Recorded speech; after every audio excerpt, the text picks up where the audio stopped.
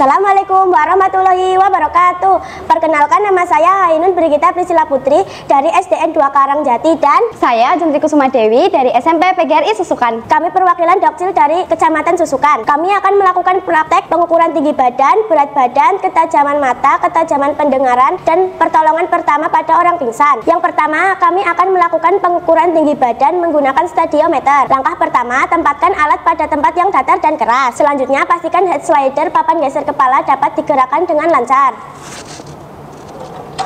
Pastikan anak yang akan diukur melepaskan alas kaki, kaos kaki, dan aksesoris kepala. Dipersilakan untuk Mbak Ajeng melepas alas kaki dan aksesoris kepala. Sudah. Selanjutnya, anak yang akan diukur menaiki papan ukur. Pastikan bagian tubuh menempel di 5 titik pada tiang ukur, yaitu bagian belakang kepala, punggung, pantat, betis, dan tumit. Pastikan posisi kaki lurus dan merapat. Posisikan kepala menghadap lurus ke depan. Selanjutnya, pengukur menarik head slider papan geser kepala pada stadiometer sampai menyentuh puncak kepala. Pandangan pengukur sejajar dengan skala ukur. Baca hasil pengukuran pada jendela baca dalam satuan cm. Jadi tinggi Mbak Ajeng adalah 144 cm.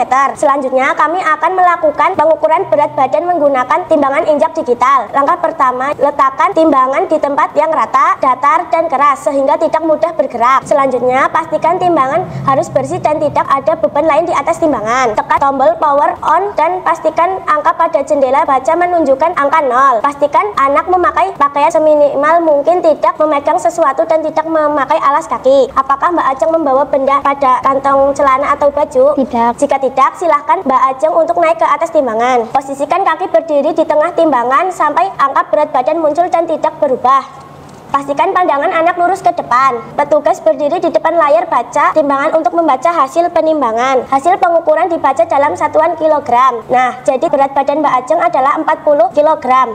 Selanjutnya, saya akan melakukan pemeriksaan ketajaman mata menggunakan Snellen chart untuk mengetahui tajamnya penglihatan Mbak Ajeng. Tanyakan terlebih dahulu pada pasien apakah sedang ada keluhan pada mata dan apakah pasien bisa membaca. Mohon maaf Mbak Ajeng, apakah hari ini ada keluhan pada mata? Tidak. Apakah Mbak Ajeng bisa membaca huruf? Bisa. Mempersilahkan penderita berdiri pada jarak 6 meter dari Snellen chart. Meminta penderita menutup satu matanya tanpa menekan. Pertama, kita periksa mata kanan terlebih dahulu. Mata kiri ditutup seperti ini ya Mbak Ajeng, jangan ditekan. Meminta penderita memandang lurus, tidak melirik, tidak memicingkan mata. Selama pemeriksaan, Mbak Ajeng melihat lurus ke depan dan jangan melirik dan memicingkan mata. Meminta penderita menyebut semua huruf pada Snellen chart yang ditunjuk baris demi baris hingga batas 6/6. Nanti saya akan menunjuk salah satu huruf yang ada di kartu ini ya Mbak Ajeng.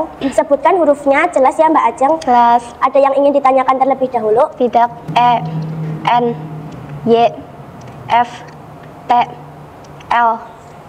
Menyebut hasil pemeriksaan. Hasil penglihatan mata Mbak Ajeng adalah 6/6 atau normal. Lakukan pemeriksaan serupa pada mata kiri. Baik Mbak Ajeng, selanjutnya di sini saya akan melakukan tes pendengaran dengan menggunakan alat garpu tala yang akan saya tempelkan di area sekitar telinga. Tujuan dari pemeriksaan ini untuk mengetahui keluhan gangguan pendengaran Mbak Ajeng. Ini dikarenakan adanya gangguan hantaran udara ke telinga atau adanya gangguan saraf telinga. Baik Mbak Ajeng, silahkan mempersiapkan diri dahulu selagi saya mempersiapkan alat-alatnya. Mempersiapkan alat yang akan digunakan. Persiapkan garpu tala. Mengatur posisi duduk dengan pasien. Pemeriksa duduk berhadapan-hadapan dengan pasien dan kedua kaki pemeriksa diusahakan berada di sebelah kanan pasien. Selanjutnya saya akan melakukan tes rina. Getarkan garpu tala dengan diketukkan pada siku dengan lembut. Meletakkan ujung garpu tala pada tonjolan tulang di belakang telinga atau osmastoid. Pasien diinstruksikan untuk angkat tangan jika sudah tidak mendengar bunyi dari garpu tala. Pindahkan garpu tala ke depan liang telinga yang sedang diperiksa.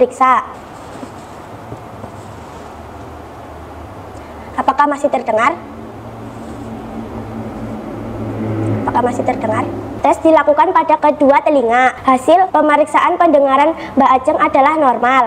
Dan yang terakhir, pertolongan pertama pada orang pingsan. Pindahkan orang yang pingsan ke area atau tempat yang aman dan nyaman. Posisikan orang yang pingsan secara terlentang dan naikkan kakinya lebih tinggi sekitar 30 cm dari dada.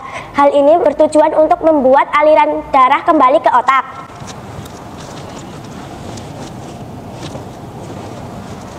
Panggil dan lihat apakah ia dapat memberi respon atau menjawab panggilan. Perhatikan juga apakah orang tersebut dapat bernapas dan terdapat denyut nadi di tangan atau leher.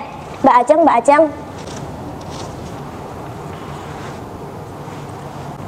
Longgarkan pakaian agar dia dapat lebih mudah dan nyaman untuk bernapas seperti kancing baju, sabuk, dan alas kaki. Untuk mengembalikan kesadaran orang yang mengalami kepingsanan dapat menggunakan bau-bauan yang menyengat dan merangsang seperti minyak wangi, minyak angin, atau dengan cara memberikan rangsang nyeri dengan cara menekan daerah ibu jari dan telunjuk tangan.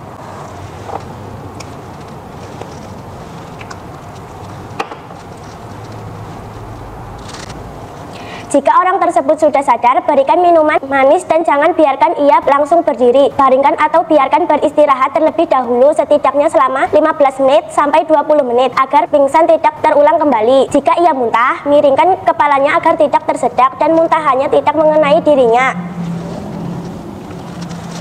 Jika belum sadar, mintalah bantuan orang lain untuk menghubungi rumah sakit atau puskesmas terdekat. Sekian unjuk kerja dari saya. Wassalamualaikum warahmatullahi wabarakatuh.